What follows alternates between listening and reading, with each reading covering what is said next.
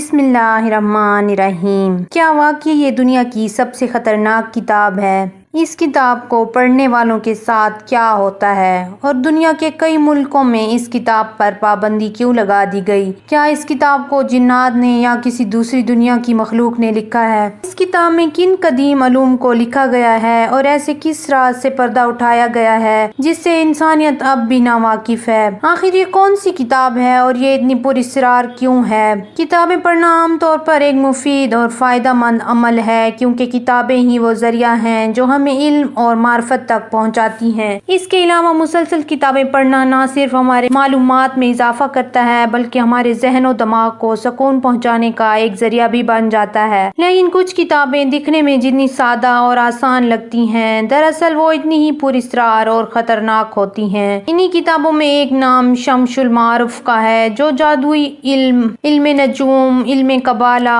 اور علم طلسم کا ایک بیش قیمت خزانہ ہے۔ اس کتاب کے متعلق سب سے پراسرار بات یہ ہے کہ اسے لکھنے والا کون ہے۔ یہ بات اب بھی غیر واضح ہے۔ کئی علماء کا ماننا ہے کہ اس کتاب کو ایک انسان کی بجائے کئی مصنفین نے لکھا ہے اور اسے ایک لمبے وقت میں مکمل کیا گیا ہے، جبکہ اس کتاب کے اوراق اور نقشوں کو دیکھ کر کئی ماہرین اس بات پر بھی یقین رکھتے ہیں کہ یہ کتاب کسی دوسری مخلوق یا جنات کی تخلیق ہو سکتی ہے۔ اگرچہ کچھ محققین کا ماننا ہے کہ اس کتاب کو مصر کے ایک عالم احمد البونی نے لکھا تھا۔ احمد البونی 520 ہجری میں الجزائر میں پیدا ہوئے تھے۔ البونی کو علم تصوف، طلسم، علم نجوم، عملیات، علم رمل، جفر اور بہت سارے علوم میں مہارت حاصل تھی۔ البونی اسلامی تاریخ کے ایک ایسے مصنف ہیں جن کے بارے میں بہت ہی کم معلومات ملتی ہیں۔ البونی کا دور مشہور صوفی بزرگ ابن عربی سے ملتا جلتا ہے اور کچھ صوفیاء کا یہ بھی کہنا ہے کہ ان دونوں نے ایک ہی صوفی عالم دین سے علم حاصل کیا تھا۔ شمس المعارف کے معنی علم کا سورج ہیں۔ اسی مناسبت سے اس کتاب میں تمام قدیم اور پراسرار علوم کو ایک جگہ جمع کر دیا گیا ہے۔ یہ کتاب صرف ایک جادو کی کتاب نہیں بلکہ اس سے کئی بڑھ کر ہے جو عام طور پر باطنی اور سفلی علم کو واضح کرنے کے ساتھ ساتھ صوفی حکمت کے راز کھولتی ہے۔ اس کتاب کے مقدمے اور ابتدائی ورقوں میں پڑھنے والوں کے لیے البونی نے کچھ وارننگز اور اہم ہدایات لکھی ہیں جس میں اس کتاب میں موجود علم اور اس کی طاقت کو بیان کر دیا گیا ہے۔ البونی لکھتے ہیں کہ اس کتاب میں ان لوگوں کے لیے جادوئی طاقت موجود ہے جو اسے صحیح طرح سے استعمال کریں گے، لیکن ساتھ ہی مصنف آگاہ کرتا ہے کہ اس کتاب کا استعمال صرف اچھے کاموں کے لیے ہی کیا جائے، نہ کہ برائی اور حرام مقصد کے لیے۔ اس کے بعد کتاب کے مختلف حصوں کے بارے میں مختصر لکھا گیا ہے جس میں علم نجوم، علم فلکیات، تعویذ، طلسم اور کچھ وظائف کے الگ الگ باب موجود ہیں۔ جیسے جیسے کتاب آگے بڑھتی ہے پڑھنے والے کو مزید جادوئی علوم کے متعلق بتایا جاتا ہے، مثلاً روحوں اور فرشتوں کو کیسے بلایا جائے اور فعال اور پیشن گوئیوں کے لیے اس کتاب کا کیسے استعمال کیا جائے۔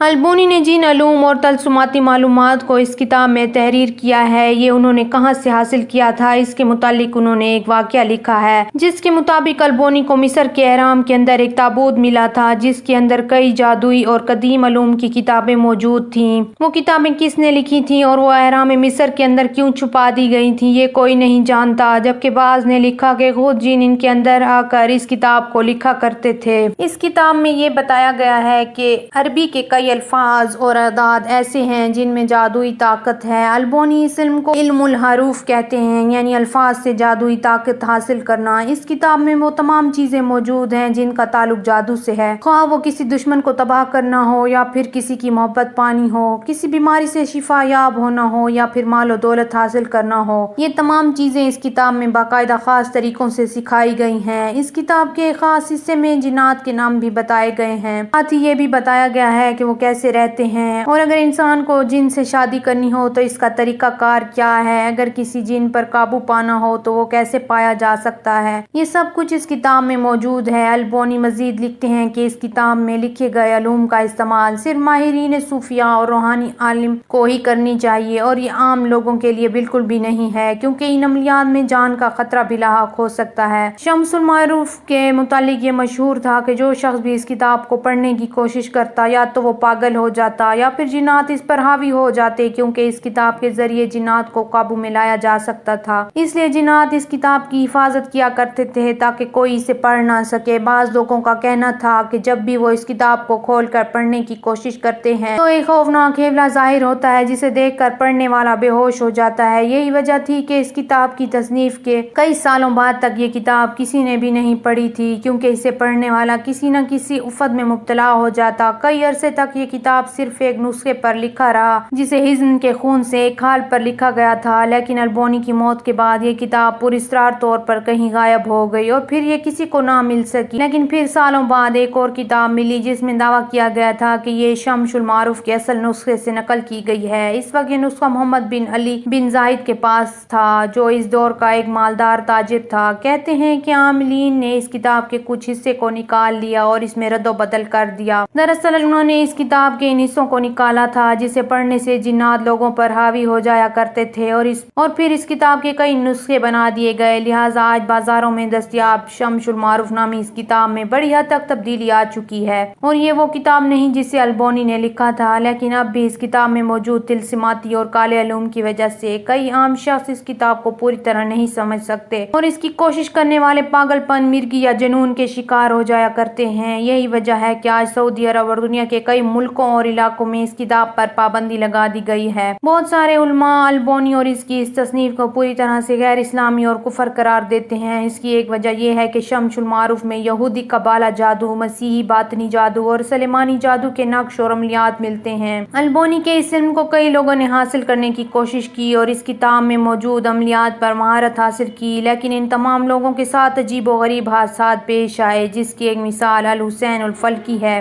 الفلکی مصر کا ایک مشہور میجیشن اور علم نجوم کا ماہر تھا۔ کہا جاتا ہے کہ الحسین الفلکی کے پاس شمس المعروف کا وہ گمشدہ حصہ تھا اور اسی حصے کو پڑھ کر الفلکی جادو کرنے میں کمال رکھتا تھا، لیکن جب 2023 میں الفلکی کی اچانک موت ہوئی تو پوسٹ مارٹم کے بعد پتہ چلا کہ الفلکی کی باڈی کو بری طرح سے تکلیف دی گئی تھی اور اس کے جسم کے اندرونی حصے ٹوٹ پھوٹ گئے تھے۔ مانا جاتا ہے کہ اس کی موت کسی جن کے ہاتھوں سے ہوئی تھی، کیونکہ اگر کسی عملیات میں کامیابی نہ ملے تو جن اس انسان کو ہی مار ڈالتا ہے، اور الفلکی کے ساتھ بھی یہی ہوا تھا۔ شمس المعروف میں موجود عملیات اور قبالہ جادو نہایت ہی خطرناک اور برا عمل ہے جن سے بچنا اور دور رہنا ہی بہتر ہے۔ یہ کتاب شاید دنیا کی سب سے پراسرار کتاب ہے جس میں موجود عملیات کا چھپا رہنا ہی انسانیت کے لیے بہتر ہے۔